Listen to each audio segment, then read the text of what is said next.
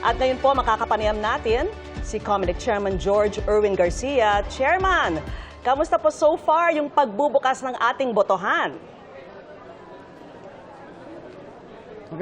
Magandang umaga po, Sir Vicky, Sir Igan at Sir Ato. Magandang umaga rin po sa mga kababayan natin. Tama po kayo, eksaktong alas 5 ng umaga ngayong araw na ito. Nagsimula na sa buong bansa yung pagpapaboto natin sa mga nakatatanda, sa mga may kapansanan, sa mga nagdadalang tao. Inaasahan po natin 12 milyon na mga senior citizens ang boboto ngayong umaga, 5 to 7, at 530,000 more or less na mga PWDs at siyempre meron din na mga nagdadalang tao. Natutuwa tayo sapagkat dinagsana kaagad ang bawat presinto ng mga nakatatanda at may kapansanan, lalo po dito sa probinsya, sapagkat lalo yung mga nagbubukid o yung mga nagtatrabaho po sa kanilang mga bukirin ay bumoboto po na maaga. Kanina po ang isa sa mga kauna-unahang bumoto dito sa barangay, sa elementary school na ating pong pinuntahan dito sa Silang Cavite ay yung isang may kapansanan sa puso. And sabi nga niya, napakaganda at napakabilis ng pagboto po niya. At inaasahan po natin yan sa buong bansa, Igan, Ma'am Vicky at Sir Atom. At sana nga, i-avail ng mga kababayan nating miyembro ng vulnerable sector yung exclusive na oras na ito. Bagamat, pwede naman silang bumoto ng 7 to 7 pa rin at may priority lane pa rin tayo para sa kanila. Chairman Garcia, may tanong po ako. Di ba bawal sa mga polling precinct itong mga cellphone, bawal kumuha ng mga picture ng ating mga balota. Pero ang question ko po, pwede bang magpasok ng cellphone para yun ang gawin nating kodigo sa mga iboboto natin?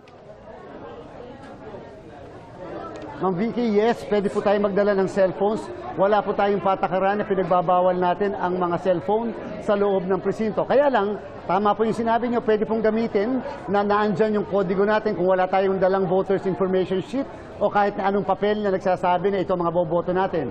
Subalit, ang ating po mga kababayan, iwasan na lang po magpicture. Doon pa magpe-Facebook o kaya nang pipicturan yung nangyayari sa loob ng presinto. Meron po ng mga kababayan natin na ayaw ng ginagawa natin yan. O kaya naman, baka kayo po ay ma-report o ma-question mismo ng watcher na naandyan sa loob ng presinto. Chairman Garcia, kanina may in-announce kayo ng good news para sa mga senior citizen. Pwede nyo expound yon yung mas maginhawa para sa kanilang bumoto dahil pwede na sila mag-avail ng Grab. Totoo ba yun?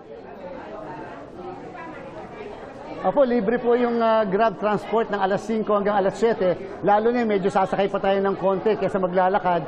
Libre po yan sa buong Pilipinas. At yan po'y kasama sa pinirmahan natin maliban doon sa Voters Education Program. Yung pong mga may kasamang mga assistor, pwede na rin pong bumoto yung assistors nila nang hindi na magbabalikan. Kasama, basta ba yung assistor ay botante rin ng polling place kung saan bumoboto yung nakatatanda o may kapansanan.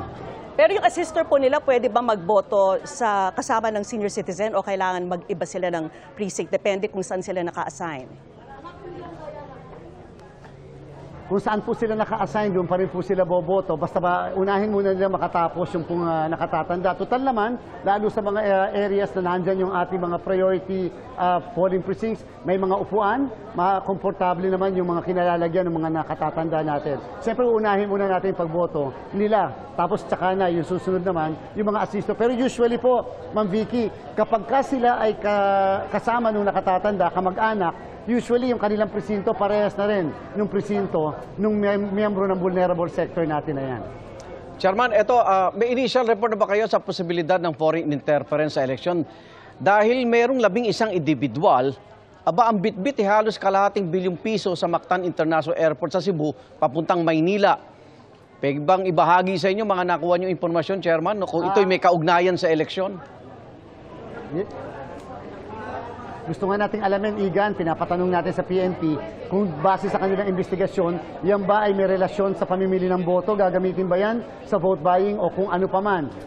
Siyempre, hindi na po yun naituloy dahil nga nasa kote kaagad sila, na-aresto sila. Pero tinitingnan din natin, ginamit ba ang ating kasino o mga kasino sa buong bansa upang mas makapag-withdraw ng pera, hindi makikita ng mga bangko at wala yung tinatawag na anti-money laundering na regulasyon natin. Yan ang isang bagay na kinakailangan maimbestigahan natin, pero yung foreign intervention sa kasalukuyan, Igan, wala pa tayo masyadong nakikita napapatunayan, maliban na lang doon sa massive disinformation o misinformation na ginagawa po sa ating electoral process sa integridad ng ating halalan.